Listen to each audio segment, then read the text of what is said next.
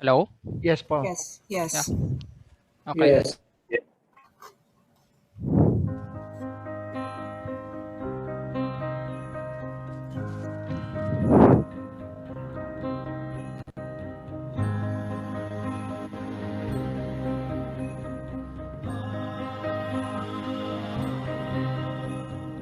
Angels from the realms of glory, wing your flight o'er all the earth. Ye who sing creation's story, now proclaim Messiah's birth.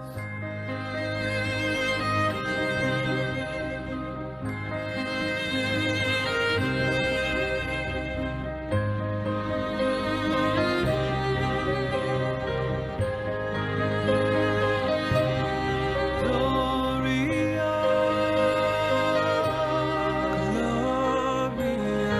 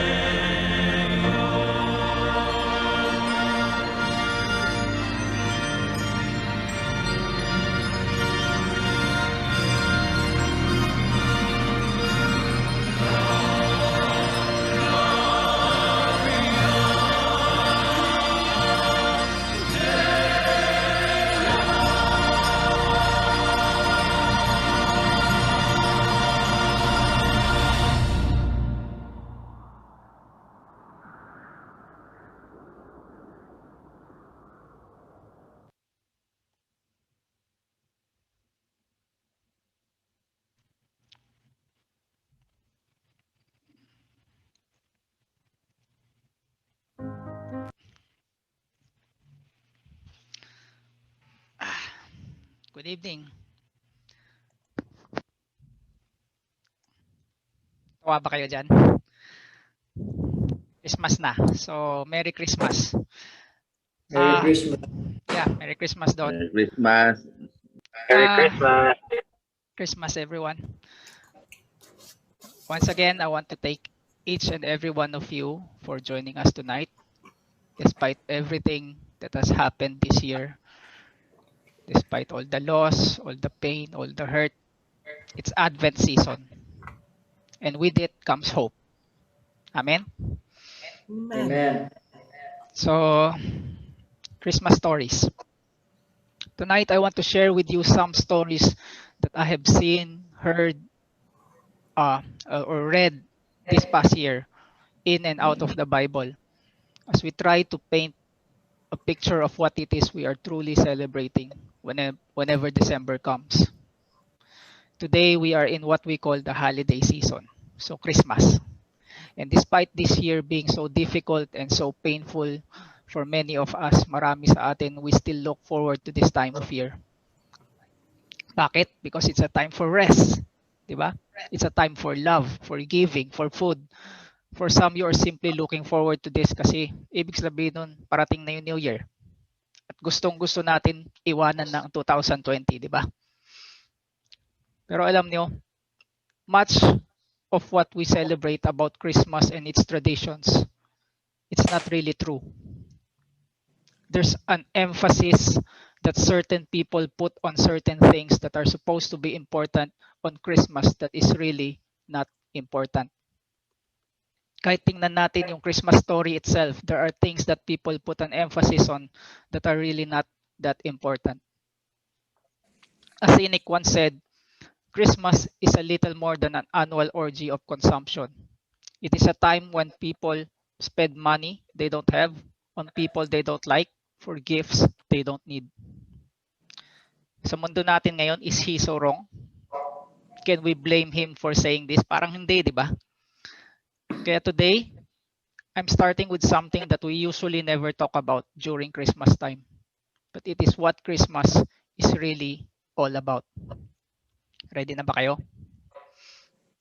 God's anger. Bakit God's anger? I'm going to start with a familiar story from the Bible when Jesus was at sea with his disciples. And hinighlight ko dito yung mga parts that I want you to focus on. On that day when evening came, he said to them, let's go over to the other side. After dismissing the crowd, they took him along with them in the boat. And just as he was, the other boats were with him. And a fierce gale of wind developed, and the waves were breaking over the boat so much that the boat was already filling with water. Guys, alam niyo ba ano yung fierce gale of wind?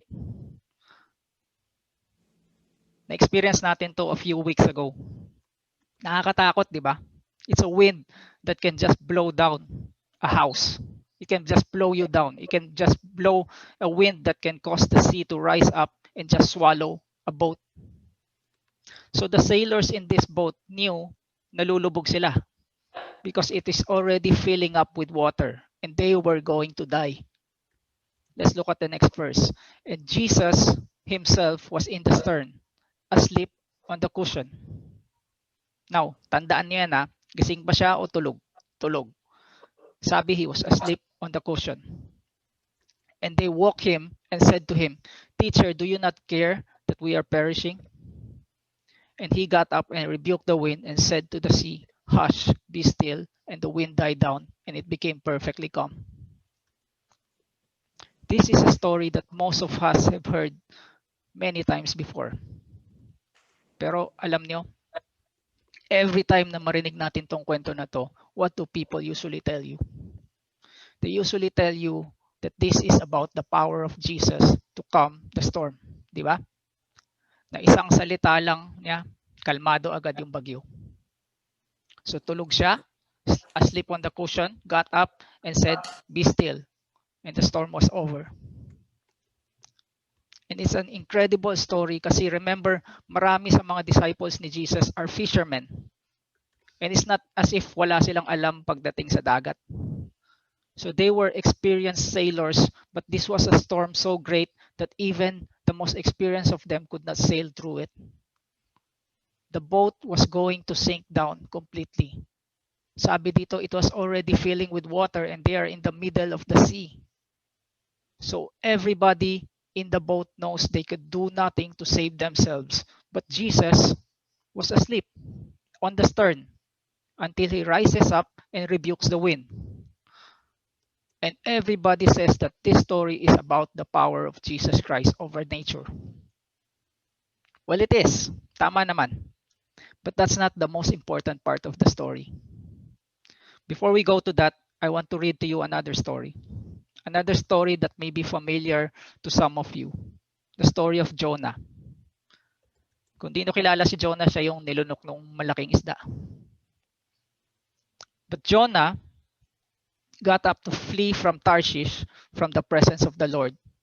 And he went down to Joppa, found a ship that was going to Tarshish, paid the fare, and boarded it to go with them to Tarshish, away from the presence of the Lord.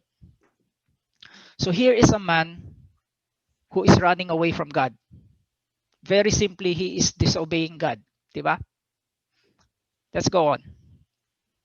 However, the Lord hurled a great wind on the sea, and there was a great storm on the sea, so that ship was about to break up.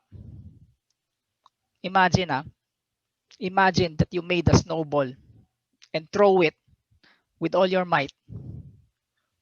God made the storm, and with all his might, he hurled it into the sea. He did it. It's very clear dito. God caused it. It did not just happen. It wasn't the fact na may bagyo lang nung araw na yon, or that nature is out of control. God did it. And if God did something like this, nakakatakot ba yun? Now, all of the sailors are kind of wondering, why is God doing this? Bakit? And here's what happened next. So they went to Jonah, and where did they find him? They found him asleep in the boat. Tandaan niyo kanina yung story ni Jesus. Where did they find him? Asleep in the boat. Now we have Jonah sleeping in the boat in the storm. So tinanong nila si Jonah, why is this happening? He says, it's because I'm in disobedience against God. Well, what can we do to calm the storm? Sagot ni Jonah, pick me up and hurl me into the sea, and the sea will become calm for you. Because I know that on account of me, this great storm has come upon you. And this is what they did. They picked up Jonah and threw him into the sea. And ano nangyari? The storm stopped raging. So God made a storm. And this is a big storm. And it is raging. And the boat is going to break apart. And no one can do anything. Now, alam niyo ano yung storm na yan? Well, this storm was literally God's anger. Now, why is God angry? Because of our sin. He was furious because of our sin, because of our refusal to obey, because he hates sin. Why does he hate sin? Because he is good. He is good. And because he is so good and so loving, he hates sin. And he cannot be in the presence of sin. And because of our sin, the anger of God comes down like a raging storm, and there's nothing we can do. Nothing we can do to stop it. Now, when that raging storm came, ano sabi ni Jonah? He said, pick me up, throw me into the water. Tapos ano nangyari ulit? The storm stopped. Because Jonah was a guilty man. He was full of sin. And justice was served. Jesus was not a guilty man. Jesus was innocent. He never sinned. And in order to stop the storm that is coming against you and me for our sin, we did not have to throw him into the sea like Jonah. Bakit? Because he threw himself into the sea. When Jesus was on that cross, it was like, let us imagine that all of us dito sa Zoom, all of us, we are on a boat. Yan, yung boat na yan. And all of us are terrified because the waves are so high that the boat is going to break apart. But Jesus is asleep. Why is he asleep? Because he has done nothing wrong. He's never sinned. Nagets na ba yun? That wrath, that anger of God that is coming up all around us, tearing the boat apart, it has nothing to do with him. He's never broke God's law. He's never sinned. God is not against him. He's the perfect Son of God who always obeyed. Pero tayo, tayo, we are on that boat and we deserve to die. We deserve to be swallowed up by the ocean. But Jesus comes forth right at that moment, right about when we're about to die, and he throws himself into that ocean, even though he did not deserve to die. He throws himself into that. And when he did, when he paid for our sins with his life, then God's anger was calm. And God can now freely love us and accept us because we're clean. Nakita niyo yun? Just think about that for a moment. You were about to be swallowed up in that ocean and sucked down to die forever. But Jesus said, stop. And he takes off and he jumps right out of the boat and throws his own body into that sea. And when he does, the sea becomes calm. Now, everyone, what do you do when you see someone out there who loves you that much? That they are willing to throw their own body into the sea for you? Are you going to able to stop thinking about that person? No. Shouldn't you live for that person? Shouldn't you love that person? Shouldn't you believe in that person? That's why Jesus is more important than anything else. Guys, do you realize na this afternoon, just this afternoon alone, every one of us here has sinned enough to go to hell? This afternoon lang. But Jesus threw himself into the sea. He stopped that wrath of God that is coming against you and against me by his own death in our place, even though he did not deserve to die. Gusto niyo malaman what Christmas is about? It's about the baby, a baby in a manger who would grow up living a sinless life and go to a cross and die in your place. It's about a great king who would throw himself into the sea, even though he did not deserve it, in order to save the people in the boat.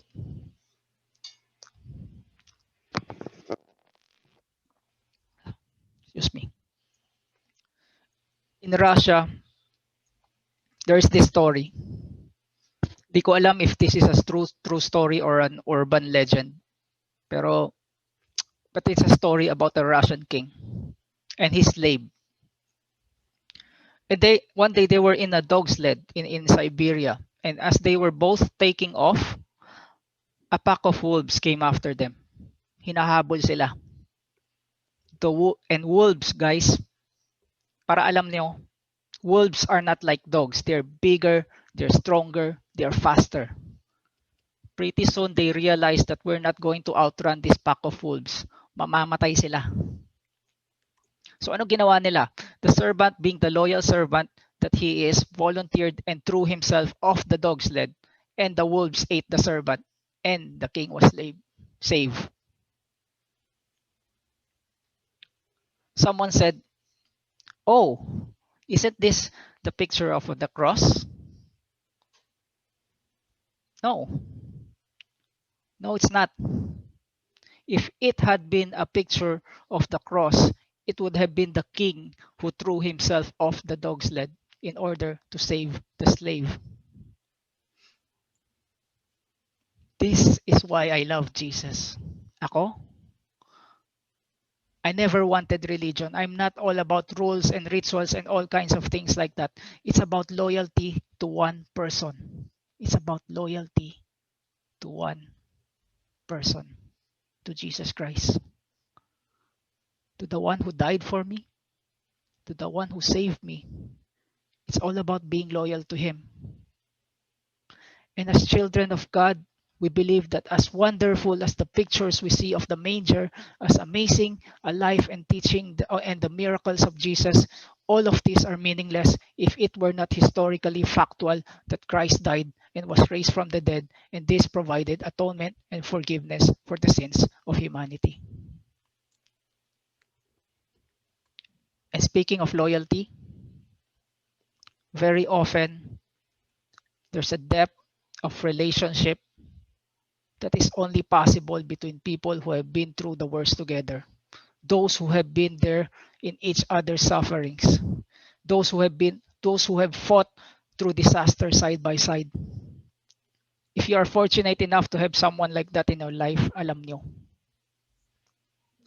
Those who sat beside one another staring at unbearable loss in the face with nothing left to say other than I know exactly what you've been through and I still love you and I still believe in you.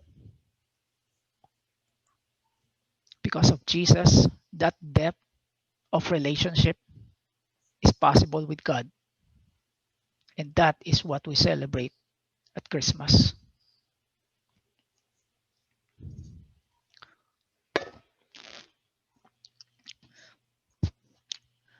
This is a very familiar picture for us dito sa Pilipinas. Homeless people begging on the street. Pag nakita nyo to, what would you do? To make us feel good about ourselves, we give some change. If you feel generous, maybe you give 50 pesos, 100 pesos. Maybe Pasko naman, 1,000 pesos. Galante, di ba? But imagine someone who offers to trade his home for a cold street corner like this. Who instead of giving a few coins, sat down on the street corner himself and handed over the keys to his home to this guy. You see, guys, on Christmas, Jesus literally comes and lives in our home. With all our brokenness, with all our shame and suffering, he shows us the home that will be, the home that he is preparing for us, an eternal home where God himself will wipe away every tear from our eyes, where there will be no more death or mourning or crying or pain. And the way we accept this amazing gift is through these simple words. I'm sorry and thank you. Like Jonah, I'm sorry for the times I've hid from you. I'm sorry for the times I've run from you. And I thank you that you did not give up on me, but you were willing to make even the greatest sacrifice in order to be with me. Just like the relationships we have with the people who love us the most in this world, it's really that simple. Next, let's go to a story from Lee Strobel. Sino si Lee Strobel? He was an award-winning investigative journalist of the Chicago Tribune who himself went from someone who laughs at people who believe in God to being a believer in himself. Ang ginawa niya, he was investigating and trying to piece together evidences to try to debunk the Christian faith. Pero instead, because of the evidences he found, siya yung na-debunk. And he found God. And this is the movie of his incredible journey. So watch it. Pero commercial lang to. Gusto ko lang panoorin nyo kaya ako siningit to. Pero this is a different story. This is a story I read from one of his books. So isang araw tong si Lee Strobel, when he was still a reporter, he was doing an article on Chicago's neediest people. And he encountered a family, the Delgados. 60-year-old Perfecta and her granddaughters, Lydia and Jenny, living in a tiny two-room apartment in one of the poorer neighborhoods of the city. Sabi ni Lee dito, as I walked into their home, I could not believe how empty it was. There was no furniture, no rugs, nothing on the walls, only a small kitchen, a table, and a handful of rice. And that's it. They were virtually devoid of possessions. In fact, 11-year-old Lydia and 13-year-old Jenny owned only one short-sleeve shirt each, plus one tiny gray sweater na kailangan nilang paghatian. And when they walk that half mile going to school every day, through the cold, Lydia would wear the sweater for part of the distance and then hand it over to her sister na ginaw and who would wear it the rest of the way. But despite their poverty, and despite the painful arthritis that kept Perfecta from working, she still talked confidently about her faith in Jesus. She was convinced that he had not abandoned them. Sabi ni Lee, yung author, I've never sensed despair or self-pity in her home. Instead, there was a gentle feeling of hope and of peace. So he wrote an article about the Delgados and quickly moved on to bigger and more exciting assignments. Pero hindi na makalimutan tong pamilya na to. After a few weeks, it was Christmas Eve, and he continued to wrestle with the irony of the situation. Here was a family who literally have nothing but faith and yet seem happy. While here he is with everything he needed materially but lacked faith. And inside he felt as empty and barren as this family's apartment. So that day, nung hapon na yon, he decided to drive over to the Delgados to see how they were doing. When Jenny opened the door, he could not believe his eyes. The Chicago Tribune readers, his readers, had responded to the article by showering the Delgados with a treasure trove of gifts. Furnitures, appliances, rugs, a Christmas tree with piles of gifts underneath, carton upon carton of food, and a large selection of clothing, including dozens of warm winter clothes, scarves, and gloves. And on top of that, they received thousands of dollars in cash. What would Jesus do, di ba? Yun ang lagi natin sinasabi. And we all feel warm and fuzzy over stories like this, lalo na kung isa ka sa mga nagbigay dyan. Pero what does Jesus really teach? Alam niyo, nung bumisita tong si Lee, he was actually interrupting something that the Delgados were doing during Christmas Eve. Gusto niyo malaman ano yun? Siyempre, oo. Inom muna ako.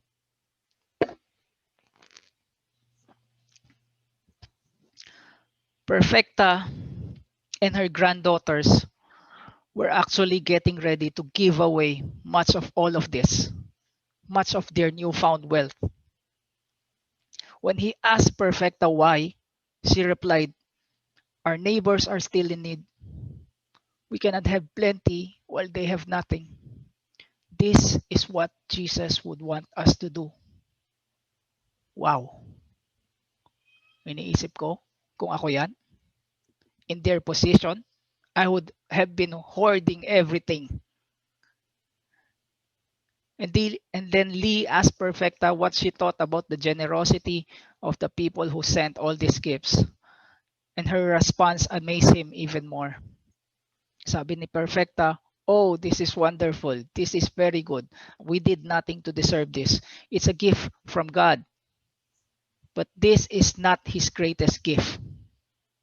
No, we celebrate that tomorrow. That is Jesus. To her, this child in the manger was the undeserved gift that meant everything. More than material possession, more than comfort, more than security. Lee ended the story with this. At that moment, something inside of me wanted desperately to know who this Jesus is. Because, in a sense, I saw him in Perfecta and her granddaughters. They had peace despite poverty, while I had anxiety despite plenty.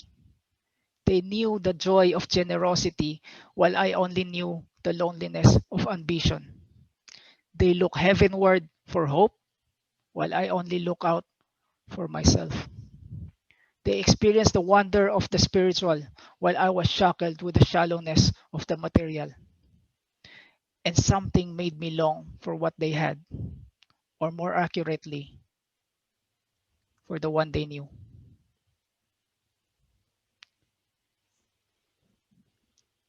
Race, ethnicity, wealth, social status, this doesn't impact our relationship with Jesus. All are invited to come. And we see this from the very first day that Jesus was born, when an angel appeared to the shepherds in the field nearby to let them know of his arrival. And the angels encouraged them to go see him. Alam niyo, I don't think the fact that the shepherds were the first to hear of Jesus' arrival was an accident. You see, nung time na yon, yung shepherds, they were poor, they were lower class, uneducated, and they were considered unclean. Nakita na to? Will you be comfortable inviting them to your house? And these lonely, uneducated shepherds were frightened to see the angel, and later a whole host of angels visit Jesus. How could they be accepted? How could they, these lowly, lower class shepherds, walk up to the mansion where the Messiah, who they have been waiting for, surely must have been born? Which is why it is so important that the angels mentioned to the shepherds that Jesus was wrapped in a manger. Excuse me.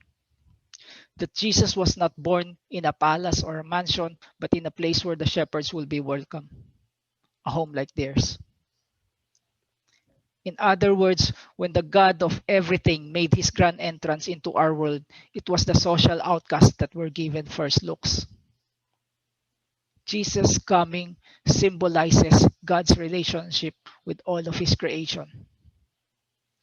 And we can reach out to him without having to reach too far. It's not about kung sinong kilala mo, sinong kapit mo. It's not about a secret that only a few select people know about. Because he is just there. And he understands life on earth because he too lived it with us. And he welcomes you and me to live life with him.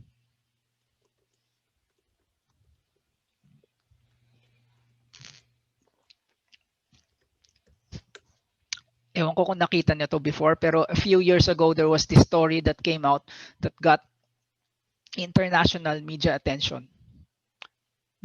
Maybe because it's so moving and heartbreaking at the same time. So there was this little boy who was in intensive care, and he is actually not expected to make it. Talagang nasa end stages na siya. So there was this nurse in the hospital who knew a guy who played Santa. And kapani-paniwala siya na Santa because, well, mataba siya. So, minsan yun lang naman ang requirement para maging Santa, di ba? Anyway, so she asked this guy to come and meet this child because he's probably not going to make it till Christmas. Sabi, we're not even sure if he's going to make it through the night. So the man arrived in his Santa gear, and he had the family members leave the room and sat on the bed next to this little boy. And he tells the story himself. These are his words. He says, when I walked in, the little boy was laying there like he was asleep. So I sat down by his bed and asked, so what's this about you missing Christmas? There's no way you can miss Christmas while you're my number one elf. And the little boy opened his eyes and said, I am? Santa said, sure. Santa gave him a little present from his mom na binili ahead of time para ibigay sa kanya. And the little boy said, they say I'm gonna die. How can I tell when I get to where I'm going? And Santa answered, can you do me a big favor? When you get there, tell him you're Santa's number one elf, and I know they'll let you in through the pearly gates. And the little boy said, they will? Santa said, sure.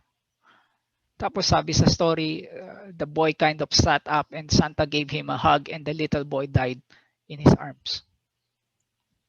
Heartbreaking. Nung binabasa ko to, ang lungkot nga. Yes, it's such a heartbreaking story, but not for the reasons we think. If you look at the comments, everybody was so moved. Isn't this wonderful? Isn't this amazing? What a beautiful Christmas story. But to me, they are missing one important point. Ano yun? Santa is not real. And he cannot get you past the pearly gates. I'm sorry to be the one to tell you this, pero mas okay na sa akin yung marinig kaysa sa iba pa. In case you still believe in Santa Claus, he is not real. And he is not gonna help you. Look guys, hindi ako anti-Santa, pero baka merong dito kaibigan ni Santa, magalit kayo sa akin. Sumbong niyo pa ako. If some of you choose to tell that story to your kids, I don't see a problem with that, as long as you get around to telling them the truth about Jesus Christ. That's the most important thing. Don't miss that. Kasi you can have Christmas without Santa, without Frosty the Snowman, without Rudolph and his friends, without Scrooge or the Grinch, but you cannot have a real Christmas without Jesus Christ. Amen? Otherwise, it's a fake Christmas. And ayaw natin yan, di ba? Baka sabihin nyo, what's the big deal? Ba't pa natin pinag-uusapan to? Anong problema kay Santa? At best, he brings a message of hope, holiday joy, and cheer. At worst, he's basically harmless. And ang cute pa niya. Taba-taba, di ba? Well, tama naman. But this is exactly why I worry. If you think of it kasi, si Santa and si God, these two have become very, very closely aligned in people's psyche today. And it's not very clear where one stopped and the other began. They are so close that Santa became some sort of a representation or a caricature or a mascot of who God is. Just like when people today say that all different religions worship the same God. Diba? A lot of people like the idea of all different religions being basically the same. Sabi, it doesn't matter what you believe as long as you have belief. Pare-pareho lang yan. Sabi din, all worship the same God with everybody having just slightly different understandings of the same divine being. I'm sure narinig na yan. Pero what if we put a Christmas spin to this common question? Is the God of Christianity and the God of Christmas the same? Are Father God and Father Christmas fundamentally alike? Are they basically the same person in different seasonal attires? Sandals for summer and a big red suit for winter. Alam niyo, mahilig ako sa ganyan, yung finding logical, satisfying answer. So let's dig into this some more.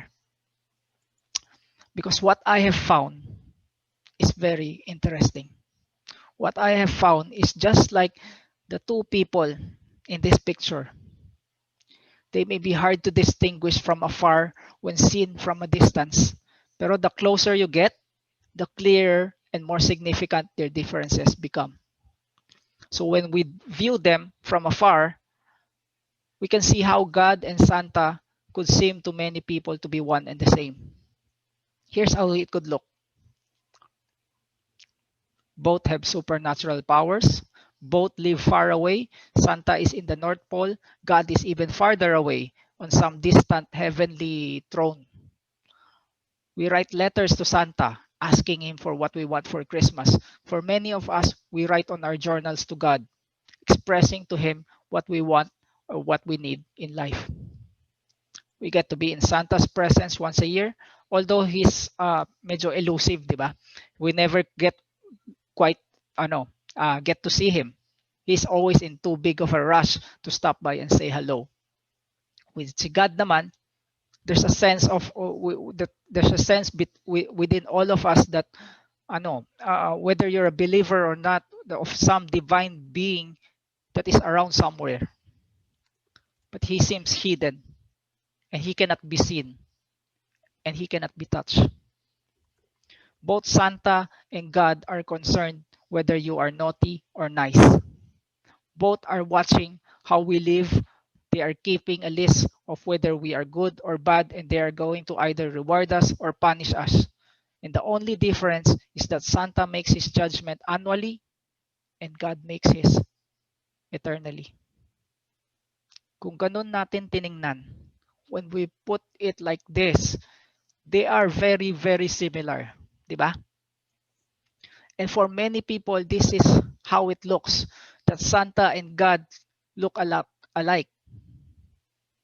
But when you study the Bible, when we really challenge ourselves not to view God from afar, from a distance, but to draw near and take a closer look, then you begin to see how big the differences are between Santa and God.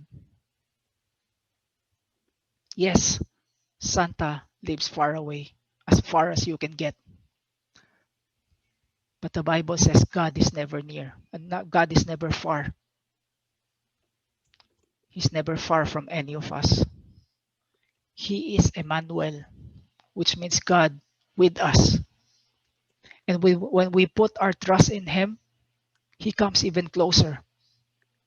He comes to dwell inside of us.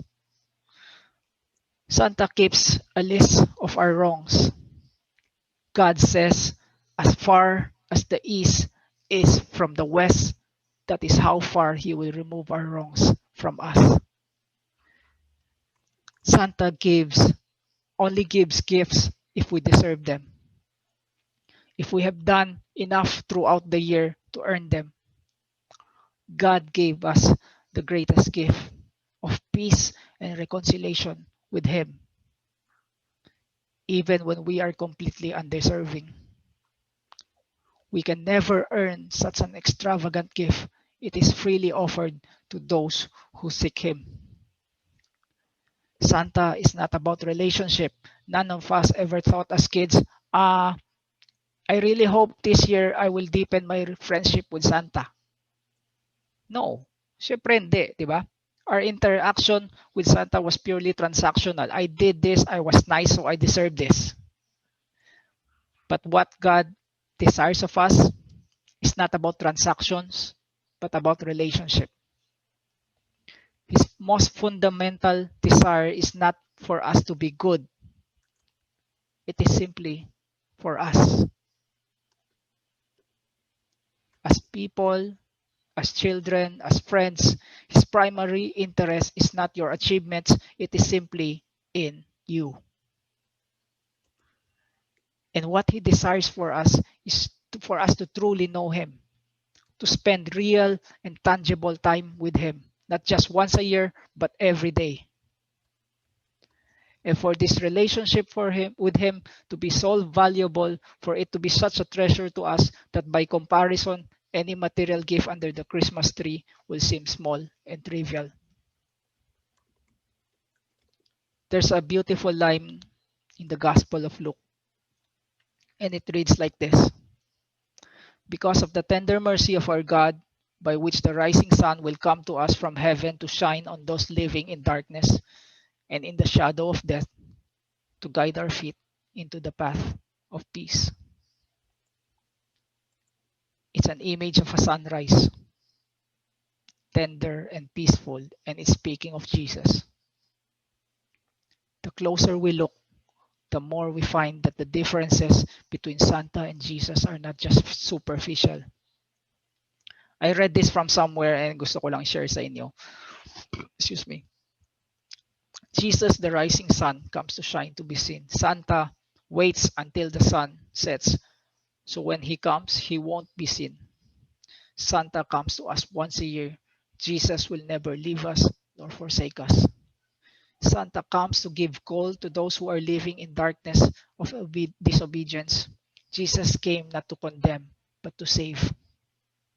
Coal is a symbol of coldness and death. Jesus is the warmth of sunlight on shadow faces and the spark of life to stagnant souls. For someone who is willing to admit that there is darkness in his heart, the contrast between coal, uling, and tender mercy could not be more different. Kasi even if you have a good enough year this year to receive Santa's gift instead of uling, what about next year and the year after that? Saka we always talk about Christmas gifts, pero pag inisip nyo talaga, Santa's sack is not filled with gifts. but with rewards. And by the time January comes, yung feeling natin of the pleasure of our that our reward brings starts to fade. And once again, the anxiety over next year's judgment begins to build. Kaya much like Santa and Jesus, rewards and gifts are frequently mistaken for one another. Pero if you really look at it, there's a world of difference between a gift and a reward. Measurement yields rewards. But there's also this crippling concern that one day, we won't be able to measure up. Grace and mercy overflows with gifts, and only a gift can guide us into a path of peace. Santa came with carefully measured rewards. Jesus came with immeasurable gifts of reconciliation and redemption. Tanungin ko kayo, please answer as honestly as you can sa chat room or unmute yourself. If you were given a choice, would you prefer a gift or a reward of the same value? Both are exactly the same. You can have either one, but one is a reward that you earn through your hard work. The other is an unearned gift that someone gives to you. Gift. Gift? Gift. Walang sasagot ng reward? Well, kaya ko sinasabi na honestly, kasi you see, our honest answer to that question reveals what you value more: success or relationship, the trophy of success or the generosity of a relationship. Ladies, tanungin ko kayo, nung nanganak kayo, is that a gift or a reward? Gift. It's a gift. It's a gift. Yeah.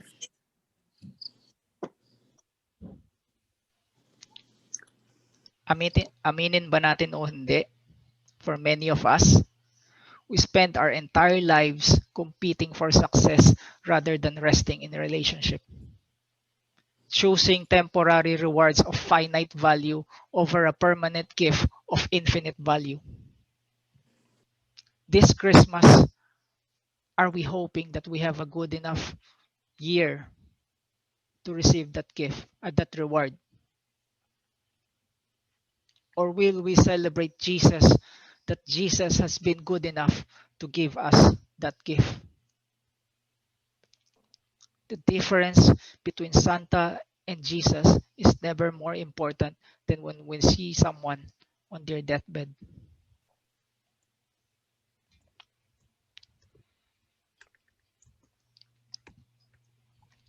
This is a story of a pastor and his best friend's father.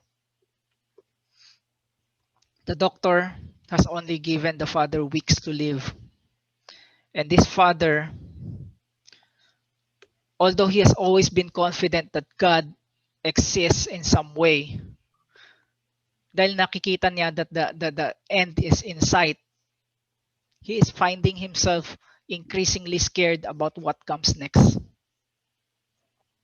After they spoke, naging malinaw dito sa pastor that this man's understanding of the central message of Christianity, of what it takes to be right with God, is almost identical to the story of Santa. You should try to do nice things than naughty things in your life. And just hope in the end, your good deeds will outweigh your bad deeds. If they do, then something wonderful awaits. But if they don't, then you're in trouble. And as his friend's father reflected on his life, he recognized that if this was the case, then he had a lot of reason to fear. As a Christian, the difference is never more apparent when you are in this situation, talking to someone in their deathbed. Because as an atheist, as someone who says there's no God, I would have to say there's no hope beyond the grave, diba? If I am of almost any other religion, I would have to tell this friend's father that he was basically right. That it was a matter of whether he has been good enough. At dahil he was now too late to rebalance the scales, he had every reason to fear what comes next. If God was this, alam niyo, yung rewarding the good, souped up version of Santa, I will have nothing to say, because God would have looked at his list, and there he would see this dying man's name on the wrong side of the list. But as a child of God, you have hope. Well, Christianity does say that God wants you to be good. That is not ultimately what makes us right with him. What makes us right with God is not about anything we do or could ever do, but rather about what Jesus has already done once and in full and for all. If we trust in Jesus, we no longer need to fear judgment, because when he died, Jesus already took the judgment for everything we have ever done wrong. He loves us so much that he could not bear for us to carry the burden ourselves, so he carried it for us. And when the pastor asked his friend's dad if this made sense, he turned and responded, "That's a heck of a realization. 69 years and I never thought of that. I thought Christianity was one thing, but it is something else entirely. You spend your life trying to make up for the mess ups, but this finally explains how we can deal with guilt." And they prayed there at that moment, tears running down their faces, and with great conviction and as loud a voice that he can master, sabi niya, "Amen."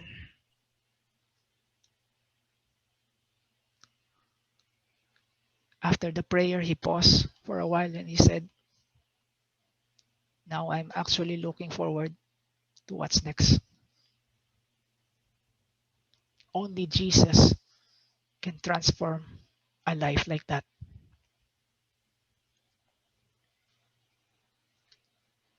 So this Christmas, let's celebrate him. Because if we are not careful, Santa can often turn into a celebration of ourselves. Oh, look at all this stuff I got from Santa. Look at all these trophies that say how great I am. Santa's Christmas is a celebration of us. God's Christmas is a celebration of Jesus. Not look what I have done and what I deserve, but look at what Jesus has done. Even though I'm completely undeserving, not look how great I am, but look how great Jesus is. Gusto niyo malaman what He has done for you? Yes, He died for me. Pero what's the big deal? Kaya ko din naman gawin yan sa mga mahal ko sa buhay. If you begin to list out all the things that Jesus was willing to go through with us and for us, it would take the hardest of hearts. Madami akong kilalang manhid. Sinampal mo na sa kaliwa at kanan. And even the hardest of hearts, when they fully grasp what Jesus gave up, he moved from his heavenly mansion to a war-torn foreign land. He traded his riches for poverty. He has powerful people try to kill him. He was fleeing persecution as a refugee. He has his family think he was out of his mind. He was made fun of constantly. He was deserted by his close friends, experienced such anguish that he sweat blood, convicted of a crime he did not commit, sentenced to death, brutally tortured, stripped naked, made to be a public spectacle, his enemies gloating over his suffering while he was hanging on the cross with his mother watching. If that is what it takes to be someone's friend, where would you draw the line? And say anything under this line, I'm not willing to go through. Bahala ka na sa buhay mo. Friendship with you would not be worth it because the cost to be paid is too big. Jesus did not draw a line. He went through all of that just for a sake of a relationship with you. When it takes a lot to be your friend, that's when you find out who your friends really are. You see, not all Christmas gods are the same. But it's only when we get closer, it's only when we draw near that we begin to see the differences clearly. The next story is a video. It's about, basta, panoorin nyo na lang. Usap tayo mamaya.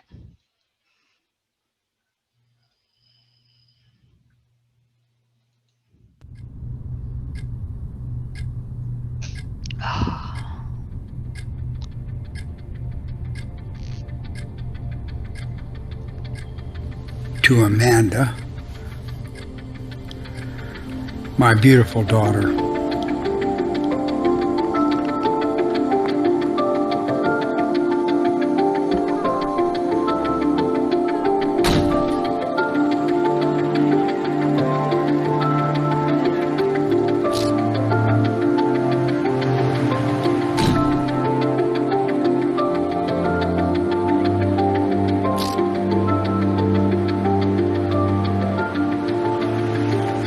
Last week at church, Reverend Alberts was preaching about coming home for Christmas. He was talking about how God is always ready to give us a second chance. And he read that same story that I used to read you when you were younger. A story about a son who gets angry with his father, runs away, loses everything that he once loved. But then, eventually, the boy realizes what he's lost, and he decides to go home. He's ashamed of what he's done. And when he arrives home, the father is there. The father is waiting for him. But before the boy can even get to the house, the father runs to him and embraces him, and he welcomes him back home. The child gets a second chance. The way it's written, it seems like even if the son never came home, the father would still have been waiting. That's how much he loved his child. I've been thinking a lot about this story lately. I don't know everything that's been going on these last few years. I know that you've been let down by others. I know that working 3 jobs was exhausting. I know that being a single mother was a huge responsibility.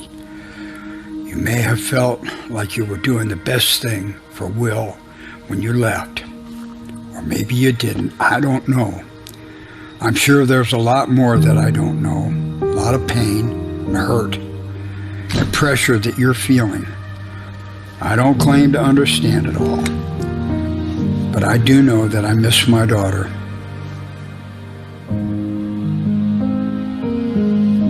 And so does your little one. And so does your mother. I'd like to think that story from the Bible, that's us.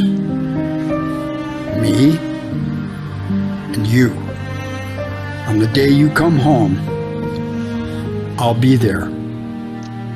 I'll run out to you and I'll hug you and I'll throw the biggest party that you've ever seen. I would be endlessly happy for you to be home. But I'm afraid it might not happen that way. The cancer is spreading in my lungs, and each day has become more and more difficult to endure. Part of why I'm writing this letter is just to say that I'm sorry. I'm sorry that I might be gone before you return. but I still hope you do, with or without me. It may not be easy. You may feel like you don't belong anymore. We don't always get the chance to fix all the things that get broken in life. There's a whole world of I'm sorries that may never get spoken.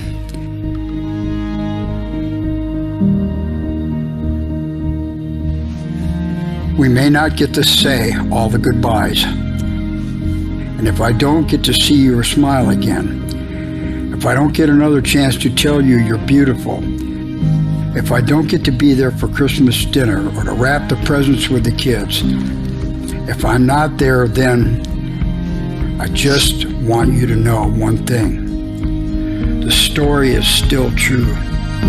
You'll always be welcome home. Some people will give you a second chance. Some might not. But I know Reverend Alberts was right. God will always give you a second chance. He will always be there, ready for you, waiting for you. And I'll do the same as long as I can. And if not, then I hope you get this letter. Know that I adore you. With love, Dad.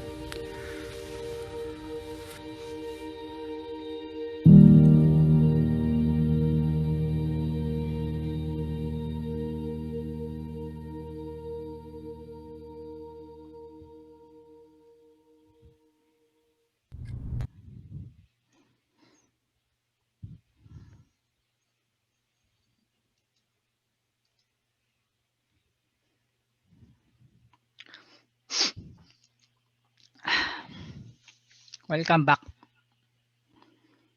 Kumusta na kayo? Kakaiyak naman. It's probably the greatest and best known story Jesus ever told. We know it as the story of the prodigal son. There was a son who decided there was a better way.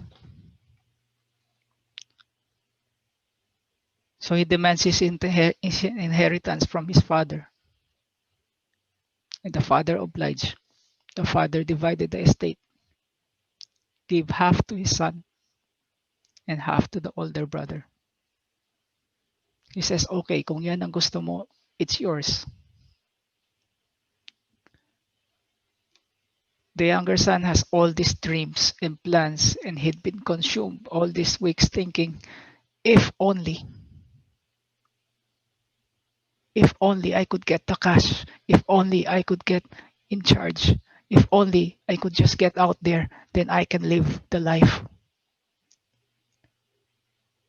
But as it turns out, our freedom plans aren't what they're cracked up to be.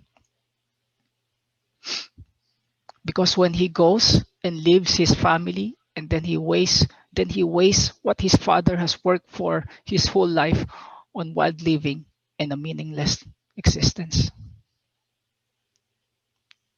And pretty soon, this son hit rock bottom.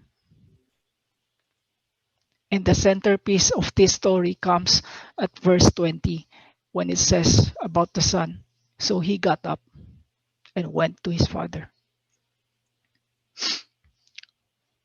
This is the gospel in one verse. This is our story. Everything we have talked about tonight is summarized in this one verse. 9 words of change. So he got up and went to his father.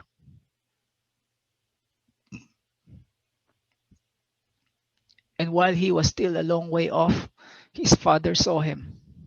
This father sees the son and he takes off running like a crazy person, and he throws his arms around his son and he kisses him and he welcomes him home.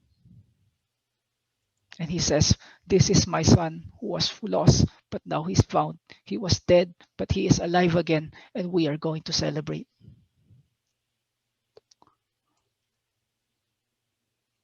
I'm 100% sure yung tatay dito sa storyang to, he was not pleased about the rules that have been broken, and I'm pretty sure he's taking those very seriously. But the father's love for his son and his desire for relationship completely overshadowed everything else. The Bible tells us that the best forms of love is not about deserving. It is not about what we earn or merit or have accomplished. It is simply about being a child. And when the broken son went home, hindi niya alam kung ano ini-expect niya. Not knowing how it's gonna go down, not knowing what the consequences are going to be. All he knew is that I underestimated how great I was going to be when I was in charge of my life and doing it my way. But even though he broke every rule, he was a son and he was family. And that was more than enough. It's not about the quality of your words being just right that gets you back to God. It's just your heart turning and coming towards home. When Jesus told this story, he told it as a picture of God's love for us. It's a love that's unconditional, that cannot be earned by following the rules, and it cannot be lost by breaking them.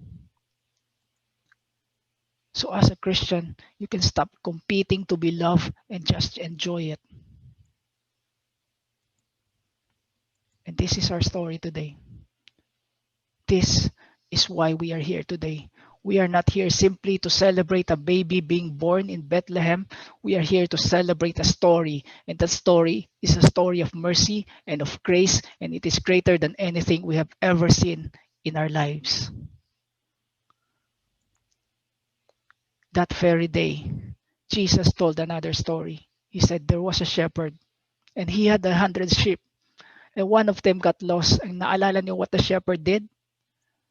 When the one sheep did not come back that night, ano yung ginawa niya?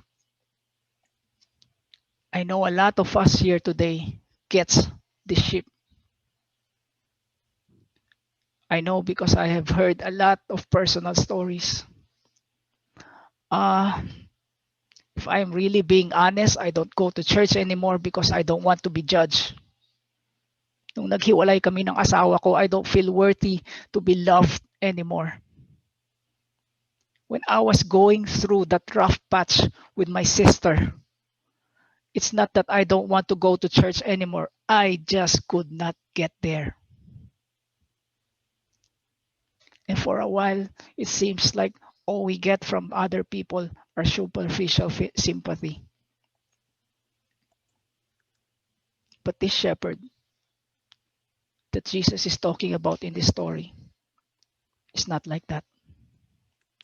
This shepherd left the 99 sheep in the pen, went out into the night, found that one sheep, rescued it from under the thorns, and it got stuck in, put the sheep on his shoulders, came back rejoicing, tapos tinawag ng mga kaibigan niya, and he says, guys, I'm throwing a party because my one lost sheep is now found. Ang sabi ni Jesus, if you think that is something that a shepherd would throw a party after finding a lost sheep, you've got no idea how heaven celebrates when a lost son or a lost daughter comes home. There is more rejoicing in heaven when one sinner repents than there is in any other event on earth.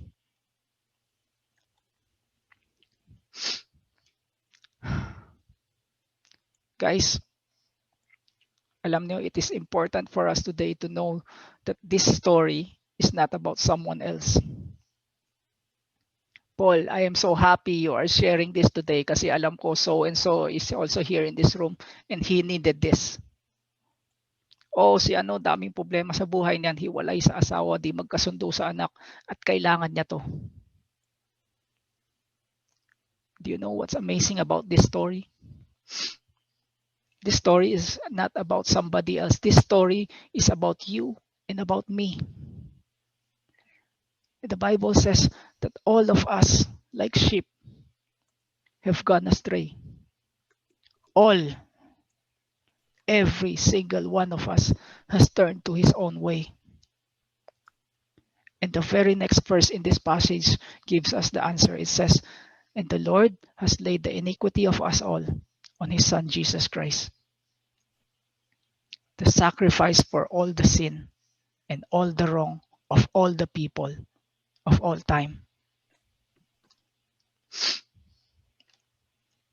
Today, we celebrate a Savior and a loving Father who is waiting at the end of the road. He is waiting for you. Long before you even thought about coming home, he was watching down that road. He's had his eye on you every single day. And if you come home today, you will find open arms.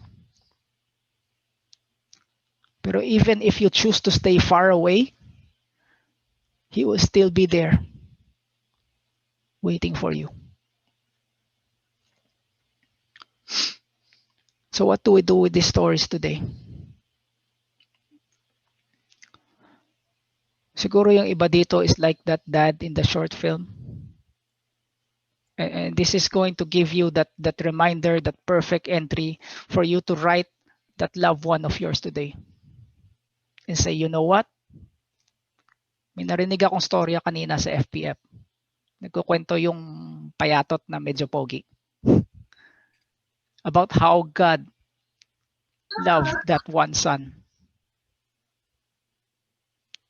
And I just want you to know that even though a lot of water has gone under the bridge between us, and we cannot rewind and do things over, and there's a lot of stuff that needs to be resolved.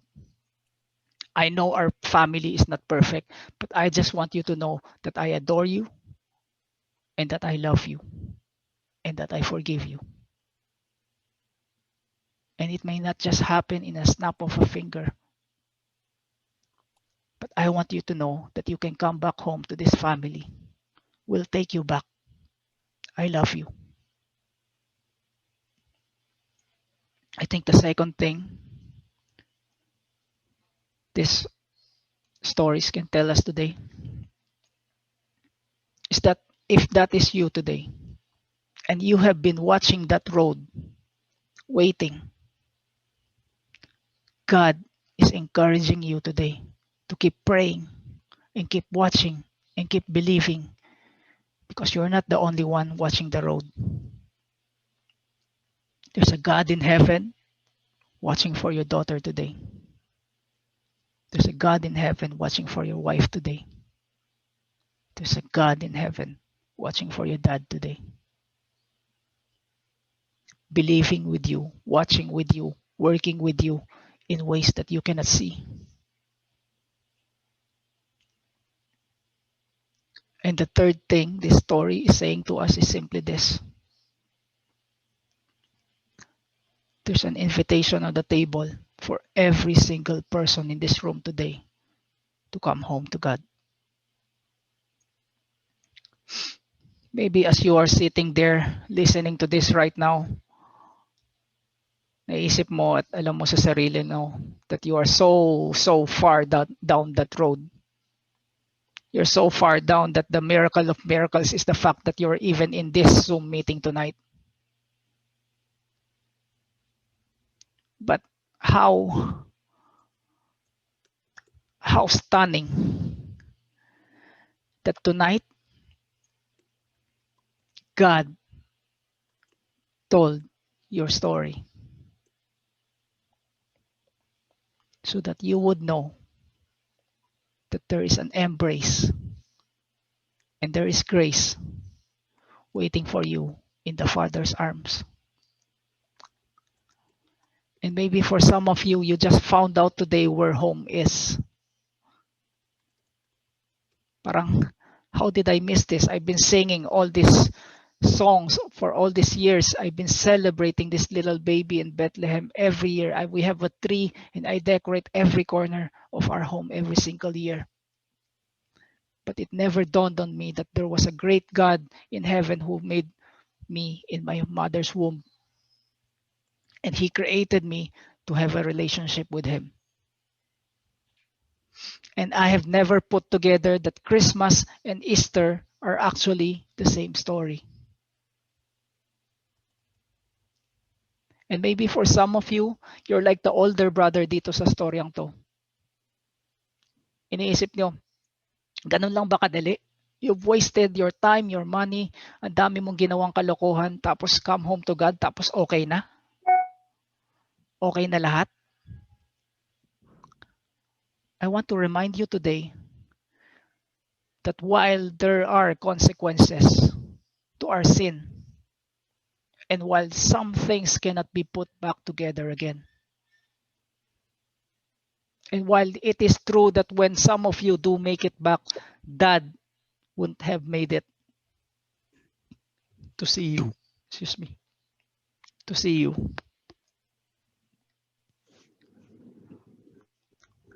When these stories were told over the lips of Jesus, his words in the Bible are written in red because he knows what the consequences are for our foolish choices. Because when he is finished telling us these stories, he set his eyes on a place called Calvary. He went to the cross innocent to take on the sins of the world. You talk about consequences, all of our wrong, all of our guilt, all of our shame was placed on Jesus that day. And he, like the Father, opened his arms wide. And he said, anyone, even a thief a few feet away in his dying breath, can come home and find mercy and find forgiveness and find grace. And it is not easy. It is not without consequence, but I'm going to pay in the final sacrifice and I'm going to pay in full so that anyone can come down the road today and anyone can come home today and anyone can find that embrace and find that grace in the Father's arms. This is the story of Christmas, everyone. Palakpakan naman natin si God. And this invitation is on the table today for anyone who wants to come home. Thank you. Thank you. And Merry Christmas. Praise God. May oras pa, may pahabol lang ako. I know it's late, but I just cannot let tonight pass without sharing this with you. Alam ko there are so many people here hurting tonight. We are in the beginning of the Advent season. Advent means looking forward to the coming. Pero ang hirap to look forward. Ang daming nawala. Ang daming sakit. To everyone who lost someone this past year, I just want you to know that we are praying for you. And it is okay to cry. Huwag niyong kupin ng sakit. This is why we have built this family. This is why we are here for you. We are here for each other. And this is for you.